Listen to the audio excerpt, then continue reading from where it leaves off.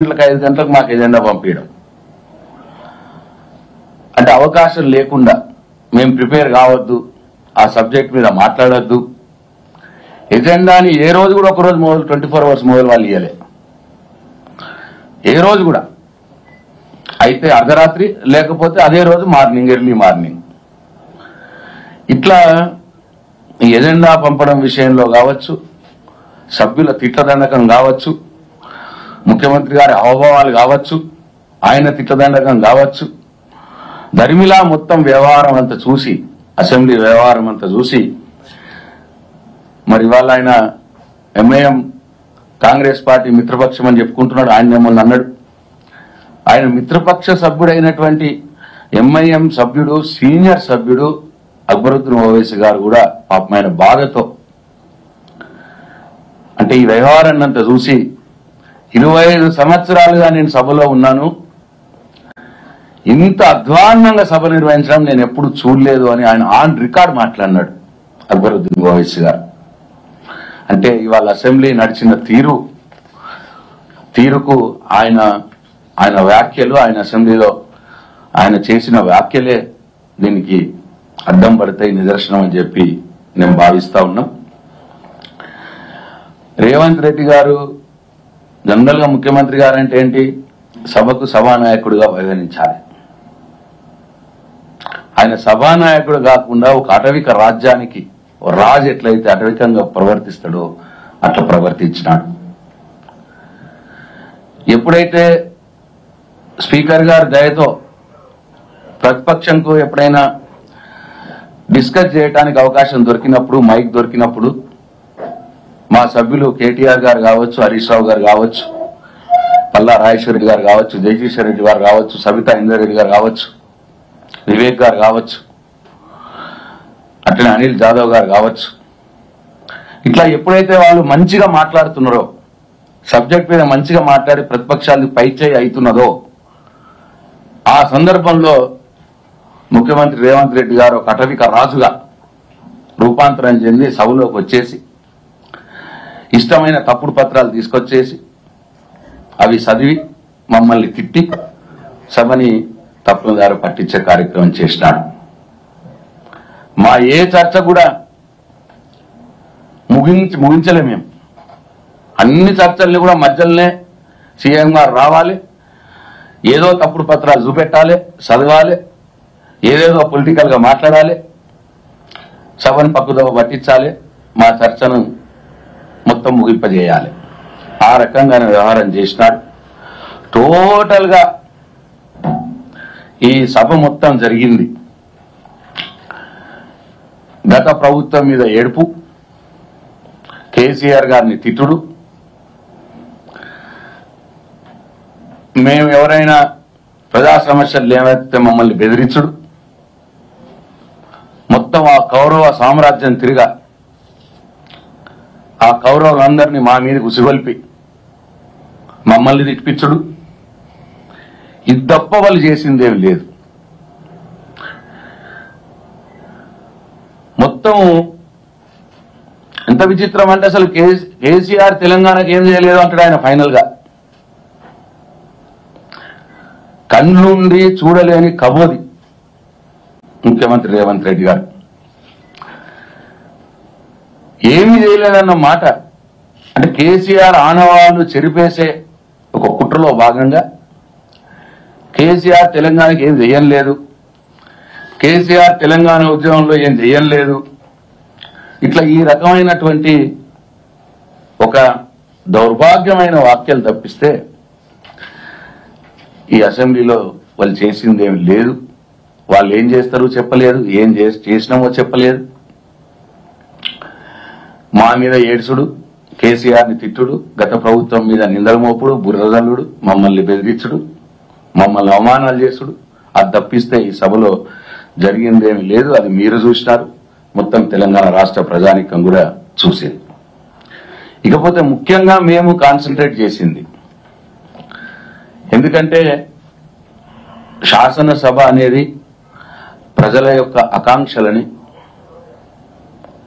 ప్రభుత్వానికి శాసనసభలో తెలియజెప్పేందుకు, ఒకవేళ వారు ఇచ్చిన హామీలు నెరవేర్చకపోతే ఎందుకు నెరవేర్చలేదు అని ప్రశ్నించటానికి, ఆ హామీలు అమలయ్యే విధంగా ప్రభుత్వం మీద ఒత్తిడి తెచ్చి ప్రభుత్వంచే హామీలు అమలు చేస్తామని చెప్పి మాట తీసుకోవటానికే శాసనసభ. ఆ శాసనసభ సమావేశాలు జరగడంలో ఉద్దేశం కూడా అదే. అయితే చాలా విచిత్రంగా మొన్న పెట్టిన బడ్జెట్లో ఏ 6 గ్యారెంటీలు, ఏ 13 హామీలు, ఏ 420 వాగ్దానాలు తెలంగాణ ప్రజలకు ఎన్నికల కంటే మొదలు చెప్పి, ఎన్నికల ముందు చెప్పి ఓట్లు వేయించుకొని వాళ్ళ అధికారానికి వచ్చినాడో రేవంత్ రెడ్డి, ఈ కాంగ్రెస్ ప్రభుత్వం, ఆ గ్యారెంటీల ఊసే లేకుండా పోయింది బడ్జెట్లో. చాలా అన్యాయంగా ఎదురు చూస్తా ఉన్నారు పెద్ద మనుషులు, బీడీ కార్మికురాళ్ళు. నువ్వు 2000 పెన్షన్ 4000 రూపాయలు చేస్తా అన్నారు, 100 రోజుల్లోనే అమలు చేస్తామన్నారు. మీ 6 గ్యారెంటీల్ని 13 హామీల్ని 100 రోజుల్లో అమలు చేస్తామన్నారు. ఒకటికి 4 సార్లు చెప్పినారు 100 రోజుల్లో అమలు చేస్తామని. అయ్యా 100 రోజులు అయిపోయినాయి, 200 రోజులు కూడా అయిపోయినాయి. ఇవాళ 8వ నెల జరుగుతా ఉన్నది. మీ హామీలు ఏమైనాయి? మీ 4000 రూపాయల పెన్షన్ ఏమైంది అంటే సమాధానం లేదు. బడ్జెట్లో ఎందుకు పెట్టలేదు? మీ 4000 రూపాయలు ఇస్తామన్నారు కదా, ఎందుకు పెట్టలేదు బడ్జెట్లో అంటే సమాధానం లేదు. ప్రతి మహిళకు 2500 రూపాయలు ఇస్తామన్నారు, దాన్ని బడ్జెట్లో ఎందుకు పెట్టలేదు అంటే సమాధానం లేదు. ఉద్యోగికి భరోసా కార్డు ఇస్తామన్నారు, దాంతో ఫీజులు కట్టుకోవచ్చు, ల్యాప్టాప్లు కొనుక్కోవచ్చు అని మాట చెప్పినారు. విద్యార్థులకి భరోసా కార్డు ఇస్తామన్నారు, ఫీజులు కట్టుకోవచ్చు, ల్యాప్టాప్లు కొనుక్కోవచ్చు అని అన్నారు. దాని ఊసెందుకు లేదు బడ్జెట్లో అంటే సమాధానం లేదు. నిరుద్యోగులకు 4000 భృతి ఇస్తామన్నారు, దాని ఊసేంది, దాని సంగతి ఏంది అని అంటే దానికి సమాధానం లేదు. రైతు భరోసా 15000 రూపాయలు అన్నారు, మరి దానికి సరిపడా డబ్బులు లేవు అని అంటే దానికి సమాధానం లేదు. జాబ్ క్యాలెండర్ అన్నారు, 2 లక్షల ఉద్యోగాలు అన్నారు, సంవత్సరంలోనే నింపుతామన్నారు. మరి ఎన్ని ఉద్యోగాలు ఇస్తారు? ఎన్ని ఇచ్చినారు? ఆ ఉద్యోగాలు, కొత్త ఉద్యోగాలకు సరిపడా బడ్జెట్లో డబ్బులు పెట్టినారా? ఇచ్చే ఉద్యోగాలకు జాబ్ క్యాలెండర్ ప్రకటిస్తామన్నారు అని అంటే దానికి సమాధానం లేదు. ఆ ప్రకటించిన జాబ్ క్యాలెండర్ అసలు చట్టబద్ధత చేస్తామన్నారు. జాబ్ క్యాలెండర్కు మేము అనగా మొన్న చివరి రోజు తెచ్చినారు, దాని సంగతి చెప్తాను. ఇట్లా 100 రోజుల్లో మీరు ఇచ్చినటువంటి ఏ గ్యారెంటీ కూడా అమలవుతలేదు. రుణమాఫీ అన్నారు, ఆగస్టు 15 అన్నారు, దాని సంగతి చక్కగా లేదు. ఇవాళ ఈ గ్యారెంటీలు ఏమైనాయని చెప్తే ఎందుకు లేవు అని చెప్పి గట్టిగా అడిగితే మా మైక్ కట్ చేస్తారు. మైక్ ఎందుకు కట్ చేస్తున్నారు? నిరసన తెలిపితే మార్షల్లను పెట్టి బయటకు పంపిస్తున్నారు. అంటే ఒక ప్రతిపక్ష సభ్యులుగా ప్రజల కోణంలో ప్రజల సమస్యలను, ప్రజలకు మీరు ఇచ్చిన హామీలను అడిగితే మైక్ ఇయ్యరు. మైక్ ఎందుకు ఇస్తలేమని నిరసన తెలిపితే మార్షల్లను పెట్టి ఎత్తి బయట పడేస్తా ఉన్నారు మమ్మల్ని. అట్లనే ఈ మొత్తం సభ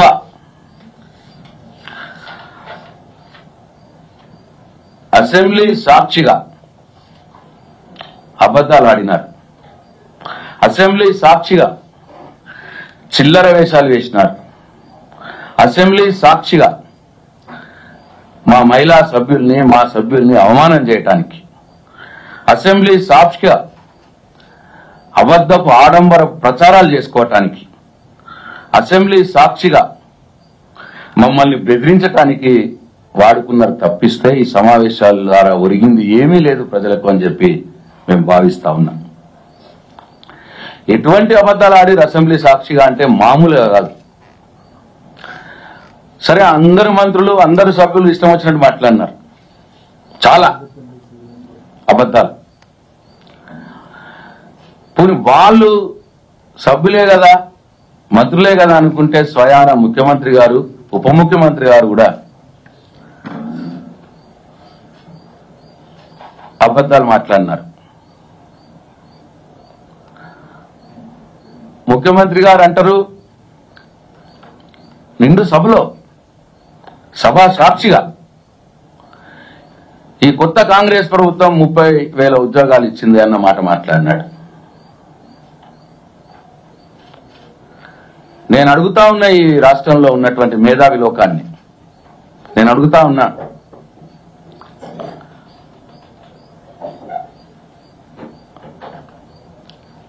ఎక్కడైనా, ఏ దేశంలో అయినా, ఏ రాష్ట్రంలో అయినా నోటిఫికేషన్ ఇవ్వకుండా ఉద్యోగాలు భర్తీ చేస్తారా? రేవంత్ రెడ్డి గారు 30,000 ఉద్యోగాలు మేము ఇచ్చినాము అన్న మాట మాట్లాడినాడు. ఆ 30,000 ఉద్యోగాలకు సంబంధించి నోటిఫికేషన్ ఇచ్చినవా? నోటిఫికేషన్ ఇవ్వకుండానే నీ ఉద్యోగాలు నువ్వెట్లా భర్తీ చేసినట్టు అవుద్ది? అసలు ఒక్క నోటిఫికేషన్ ఇవ్వకుండానే 30,000 ఉద్యోగాలు మేము భర్తీ చేసినామన్న అబద్ధం. అంటే పోయిన ప్రభుత్వంలో నోటిఫికేషన్లు ఇచ్చి, రాత పరీక్ష పెట్టి, దాని ఫలితాలు తయారు చేసి రెడీ పెడితే, సెలక్షన్ చేసి కూడా రెడీ పెడితే,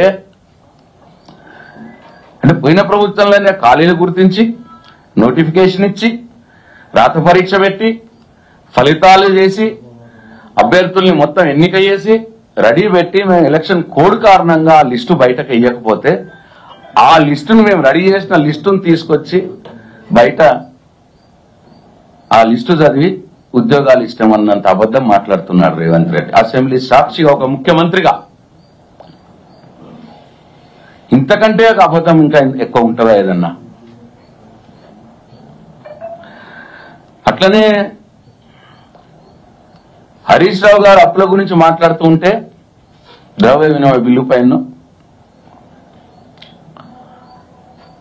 ఆయన వచ్చి జగదీశ్వర్ రెడ్డి గారు విద్యుత్ మీద మాట్లాడుతూ ఉంటే, ముఖ్యమంత్రి గారు హడావుడిగా అసెంబ్లీ లోపలికి వచ్చేసి ఇగో ఈ పేపర్ని చూపెట్టాడు. ఇది అధికారికమైన పేపర్, దీన్ని చదివాడు ఆయన. ఇగో ఈ పేరే చదివాడు.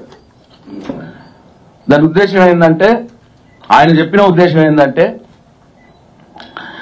గత ప్రభుత్వం కేసీఆర్ గారు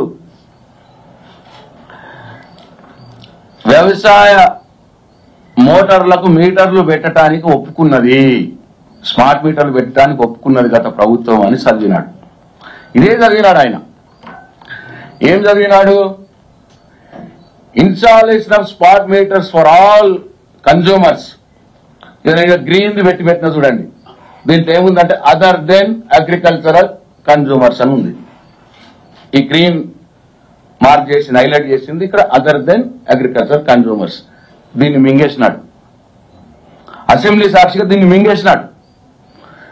ఈ అదర్ దెన్ అగ్రికల్చర్ కన్జ్యూమర్స్ అనే పదాన్ని మింగి ఇక చదివినాడు. ఇది installation of smart meters for all consumers consuming above 500 units month by 31st December 2018 and consumers consuming above 200 units month by 31st December 2019 అని చదివినాడు. అంటే ఏమన్నట్టు, ఈ పదం అదర్ దెన్ అగ్రికల్చర్ కన్జ్యూమర్స్ అని మింగేస్తే అన్నిటికీ మీటర్లు పెట్టమన్నట్టు పెట్టుకున్నట్టు ఒప్పుకున్నట్టు. కానీ ఇక్కడ అదర్ దెన్ అగ్రికల్చర్ కన్జ్యూమర్స్ అనే పదం ఉంది. అంటే అగ్రికల్చర్ కనెక్షన్లు కాకుండా వేరే వాటికి అని అర్థం. మీటర్లు అవి కూడా పాత మీటర్లు చెడిపోయిన దగ్గర స్మార్ట్ మీటర్లు పెట్టండి అని అర్థం. ఈ మొత్తం దాన్ని ఆ స్మార్ట్ మీటర్లు కూడా పెట్టలేదు, అది వేరే విషయం. కానీ ఒక ముఖ్యమంత్రిగా ఒక అధికారిక డాక్యుమెంట్ ని ఈ అదర్ దెన్ అగ్రికల్చర్ కన్జ్యూమర్స్ అనే పదాన్ని మింగేసి చదివి సభను తప్పుదో పట్టించినాడు. ఈ రాష్ట్ర ప్రజలకు అబద్ధం చెప్పినాడు. ఇంత ఘోరమైన తప్పిదం ఏ ముఖ్యమంత్రి కూడా చేయడు, ఇంత ఘోరమైన అబద్ధం ఏ ముఖ్యమంత్రి కూడా ఆడాడు, అది అసెంబ్లీ సాక్షిగా.